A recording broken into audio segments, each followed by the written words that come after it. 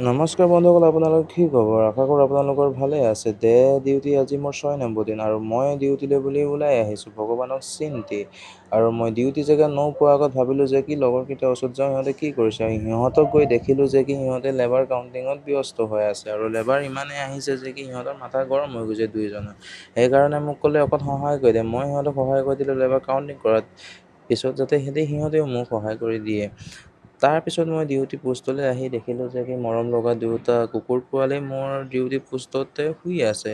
আৰু এইকেইটা শুই থকা দেখি এনে লাগিছে যে কি সিহঁতে গোটেই ৰাতি নোহোৱাকৈ ডিউটি কৰিলে চাগে। মোৰ পোষ্টত থকা ৰাতি নাইট ডিউটি কৰা ল'ৰাজনক সুধিলোঁ যে কি সিহঁতে ইমানকৈ শুই আছে কিয়? সি ক'লে যে কি গোটেই ৰাতি কুকুৰ পোৱালি দুটাই নোহোৱাকৈ মোৰ লগত নাইট ডিউটি কৰি আছে। মই ভাবিলোঁ যে কি ঠিক আছে তেন্তে নাইট ডিউটি কৰিছে যদি সিহঁতক নজগোৱাটোৱে ভাল আছে।